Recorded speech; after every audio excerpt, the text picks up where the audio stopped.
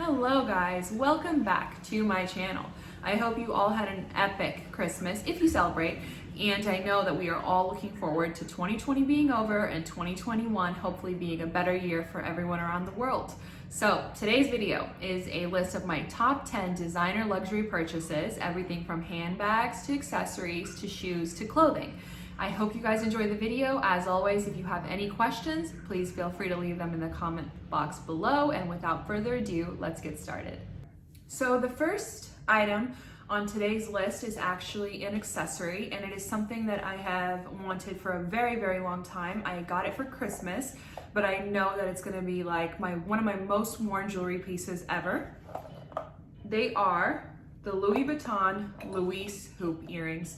These are absolutely, obviously not news to anyone, but I have wanted them probably like for over a year, but I just couldn't bring myself to pay this much for costume jewelry. And so naturally, I've just been nudging the people in my life to get it for me as a gift. I don't know, I just feel like when you spend this much money, you kind of want real gold, but I made the exception for these because they are super, super, super cute. They're just gold hoops. Everyone loves gold hoops with the LV monogram on them. And I just think they just go with everything. Like I've worn them with sweatshirts. I've worn them with dressy outfits. I just personally think they're just so cute. And my idea was to get them in Paris this summer when I was, actually thinking for a second that I was gonna travel. And then obviously COVID happened. And so they are cheaper overseas, but I was like, you know what? It's December now. I want them and feel like totally worth it. Definitely a favorite. Absolutely love. So the next two items on my list are actually hats. And so I wasn't always a huge hat person, but like recently we've all been going on so many walks and whatnot, spent so much time outdoors, and I was like, oh my God, I want a dad hat that I really, really love. So I got the Balenciaga one. I am absolutely obsessed with this hat. I wear it with everything. I wear it to go to the store. I wear it to go for walks. I've worn it hiking. My husband and I share it because there's no point in both of us getting one that's kind of just a waste of money. And it's minimal while still being like in your face, like, ooh, yeah, look, this is Balenciaga in case you didn't notice, but it's still black and white. And so I consider it a neutral hat. I'm absolutely obsessed with this thing. I kind of want the beige one. Oh, whoa, guys, whoa. I want the beige one, but I think I'm gonna wait because this year I noticed that, so I watched the Celine Spring Summer 2021 fashion show. They had one in Monaco on a track, and the models were all wearing these amazing dad hats that said Celine on the front with the accent. And I'm like, whoa, okay, that's the next dad hat on the list. And so I'm sure you guys have noticed that like the luxurious, athletic aesthetic is everywhere. Everyone wants to look like they take tennis lessons and drink champagne at the same time. So I'm here for it. I love athleisure and I think it's gonna be here forever. So all about the dad hats. The next item on the list, I have a love-hate relationship with this thing. So we've all seen the bucket hats come back, right? And so the Prada bucket hat, obviously very popular. Everyone likes it. But the whole time, I saw it on Instagram the whole summer, and I was just like, am I really gonna get a designer bucket hat? And then it grew on me. I saw more and more people wearing it. I saw different ways that it was styled, and I realized it's a lot more versatile than I thought it was. So I was in Prada the other day, and I saw it, and they had it a part of the Re-Nylon collection, and I grabbed it, and I'm absolutely obsessed with it. I'm imagining it in the summer with like wide leg jeans, a crop top, the bucket hat, a little bag. And then the way I convinced myself that I'm allowed to wear it is that I was born in 1988. So I'm a 90s baby. And so I actually wore bucket hats in middle school and high school. And I needed that teensy bit of justification to allow myself to invest in a bucket hat. So yeah, I mean, those are the accessories and little, teensy weensy little purchases on the list. Let's move on now to shoes. So there's only one shoe on this list, but it is the shoe. I mean, it is the shoe. So story time. in August, I was on the Prada website and I was like scouring and, you know, seeing if I want a copper drop, what's going on, what do I need? And I came across these boots, and I remember like I grabbed my husband. I was like, this is an emergency. This is an absolute emergency. We need to talk about these boots. And he's a good sport, so he was like, what is it? I was like, last year they dropped these boots. They had 2 pouches. They didn't have the plaque on them. Now they brought it down to 1 pouch. Now the pouch has the plaque on it. Oh my God, they're gonna sell out. Watch, watch. And he was like, okay, calm down. And I was like, I'm getting them right now. And so I did. Let me show you. These are my favorite. The Prada pouch monolith combat boots. I am absolutely obsessed with these. They are just leather, nylon, they have a pouch, the lug sole, all that good stuff. And, you know, I thought to myself, I would wear these in any situation that I would otherwise wear Doc Martens. So I felt like there was a versatility factor here when purchasing these shoes. So, you know, I live in New York City. It's cold here for 6 months out of the year. I love wearing Doc Martens. I love wearing combat boots, and I can wear these basically with anything. I can wear them with sweatpants, leggings, jeans, dresses, skirts, anything looks good. And I'll be able to wear them in spring, summer, fall, winter, and maybe summer, depending on how you style it. So totally worth it. Are they comfortable? Surprisingly, yes. I'm super proactive about blister management. So the first day I wore these, I wore 2 blister pads, one on the back of my heel, one on the side. You know this part that rubs you, like this part right here. And I wore a pair of thick socks. I was able to wear these for 9 hours without any issues. So definitely comfortable and extremely versatile. So that's why they very quickly made my favorite list. I can't wait to wear them more. Because I actually have a fractured ankle right now. It's healing. I think it's week, like, this is about to be the 8th week, so things are getting better, but it's really hard for me to squeeze my foot into boots right now. But the second I can, I'm gonna be limping around wearing those boots. That is actually the only shoe on today's list. So let's move on to the next category, which is clothing. All right, so ready to wear. I do not dabble that much in ready to wear because I feel like it always goes on sale. It's really expensive on Monday, and by the time Christmas and Black Friday come around, it's so cheap that you feel like you got gypped. I mean, cheaper, not cheap. But this year, there was 2 things I was like, I want a nice jacket, and I want a nice like hoodie or sweatshirt, because that's all we wear all the time now. So I went to Colorado twice this year. Both times we went hiking. We did like the après-ski thing. We didn't ski, but we pretended like we were gonna. And so then we like sat outside in the cold. They had all the heaters. You drink hot chocolate, you chill. It's such a vibe. And I was just wearing like this long Eddie Bauer parka. And my Eddie Bauer parka is extremely utilitarian. It is very warm. It has kept me warm. I remember I went to Quebec one winter and it was like -10. I was toasty.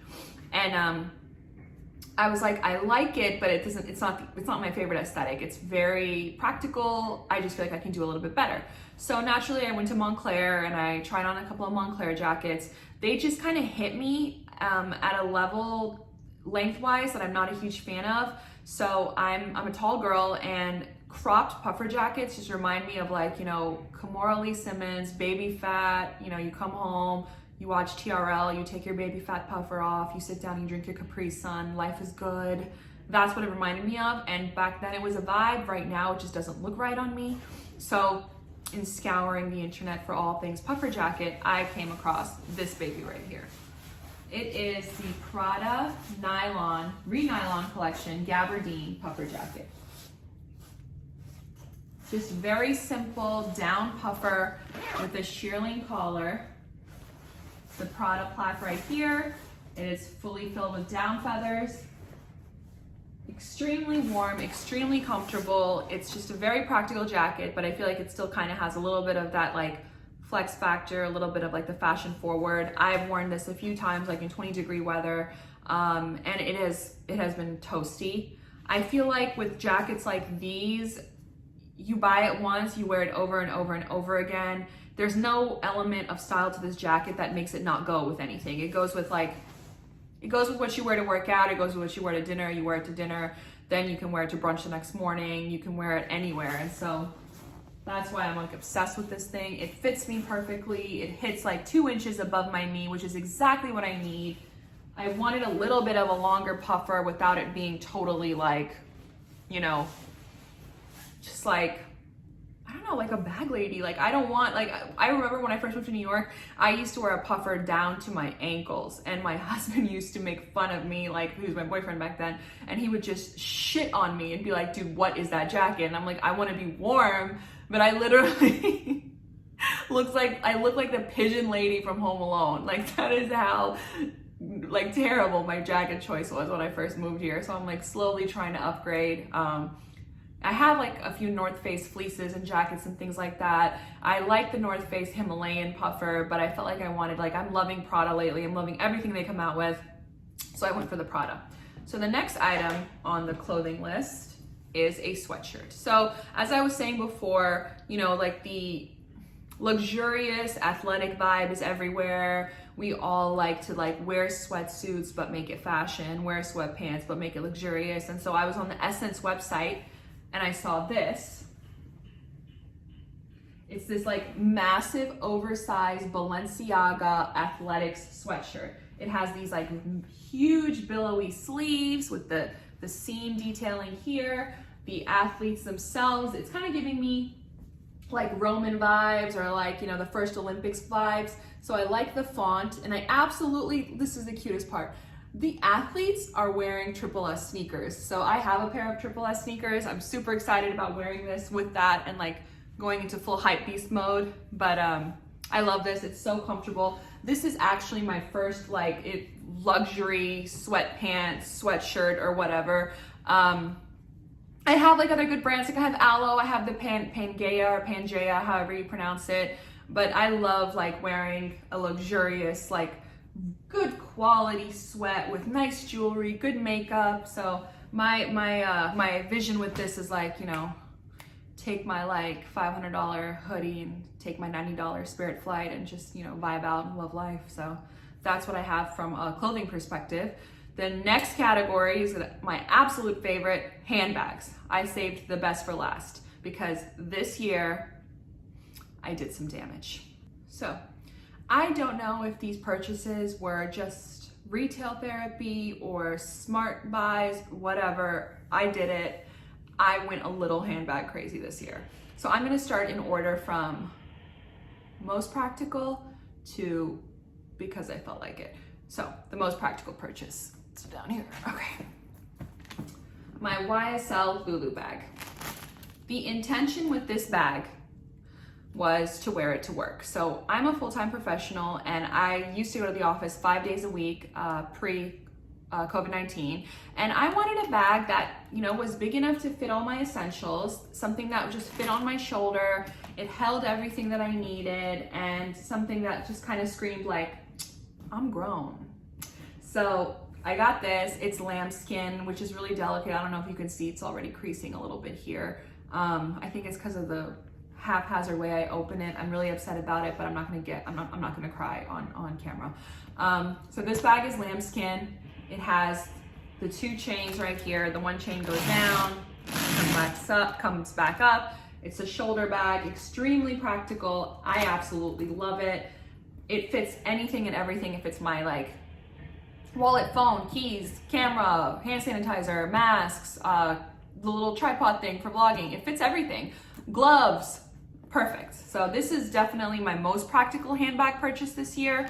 I love it. I think I'm gonna, like, when we can start traveling again, excuse me, when we can start traveling again, I'll be more than happy to take that bag to the airport. All right, so I call this purchase practical only because I feel like I made a good financial decision with it. So I had noticed that Gucci was relaunching the Jackie bag that was named after Jackie Kennedy. And I absolutely loved the aesthetic of the bag. I loved the shape, the structure. I love hobo bags. I think they're just so practical to use.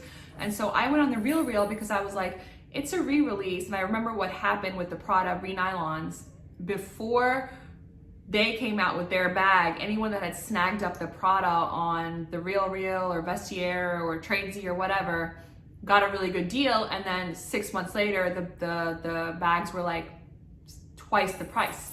So I found myself a beautiful Gucci Jackie bag on the RealReal with a gold chain. So I don't know, I love my bags with gold chains.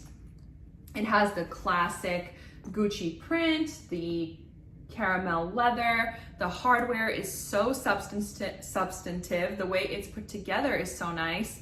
This is actually like such high quality. I can definitely say that compared to my bags that I've purchased this year, you can tell when a vintage bag is just constructed better. Like this has been constructed really well, and every time I hold it, I'm reminded of how good the leather, the canvas, the hardware, all of it is. And so this gets the Gucci, you know, Jackie phase out of my system, but I paid under $500 for this bag. And the RealReal is extremely strict with their authentication process, and it came with its beautiful dust bag. I'm obsessed with this bag. I love it, and I would recommend, you know, if you want a Gucci Jackie, check the secondhand market because there's a lot on there that are really, really nice. All right, so now I'm gonna move on to my two absolute favorite handbag purchases of the year. One I did a separate review on. It is my Bottega Veneta chain cassette bag. This baby is an absolute favorite of mine. I got Kiki, if you know, you know. I've named this bag Kiki.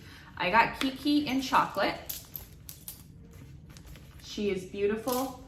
She is made of this quilted Napa leather all around. Extremely practical bag in the sense that it fits everything and it goes with my wardrobe. I love chocolate and gray together. So even when I wear like a gray sweatsuit or a gray sweater or anything, I love pairing chocolate with it, and I love chocolate and black together. So all in all, you know, you can top handle her, crossbody, over the shoulder, whatnot. I absolutely am obsessed with this bag, and it's definitely one of my favorite purchases this year. So the pièce de résistance of my handbag collection, the one bag that makes me weep with joy, is my Chanel 19. I am obsessed with this bag. Let me take the chain out. I have the chain stuffed in here to preserve it, and I still have the felt. So the story behind this bag is it was this summer, and I don't know, I'm like in my early 30s. I'm 32 years old, turning 33 in 4 or 5 days. And I had never walked into a Chanel store and just bought a bag. And I know that sounds really stupid, but I just wanted to have the experience of going to Chanel, picking a bag and liking it. And again, the intention was to do that in Paris so I could save some guap, but Paris never happened. So I went to the Chanel store in Soho, and like, I'm not a Chanel regular, so I don't really have a Chanel essay or any of that stuff. So I went into the Chanel store, I met this really nice guy, and he showed me the Chanel 19, and I told him like I typically carry shoulder bags, but he told me that like the strap is a little bit shorter, so it's not, you know, it's not something that's gonna look awkward like the drop length. And so I got this one, the Chanel 19. This one is in lambskin. I got the black, and I believe this is called the medium size. I will never understand how designer like houses name their stuff size wise, because sometimes the small is the medium is the large, the extra small is the mini. So I just got the one that was in the middle. There's one smaller than this, and then there's the maxi, which is bigger than this, which I think is like diaper bag vibes, but you know, when I need a diaper bag, maybe I'll get the maxi. So I got this one. I love it. I think they did such a great job updating a classic. The two-tone hardware is stunning. The hardware itself is so substantial. There's so many colors going on. The detailing is beautiful. The leather, you know, it's Chanel workmanship. All in all, definitely my favorite purchase of the entire year. Something that I'm gonna keep in my collection probably forever, pass down to a kid, cousin, family member, whatnot. So that is the final item on the list. I hope you guys enjoyed this video. As always, don't forget to rate, like, comment, and subscribe, and have an amazing new year. Let's look forward to 2021 and pray that it is positive, healthy, and happy for all of us. Looking forward to making more videos for you guys. Bye.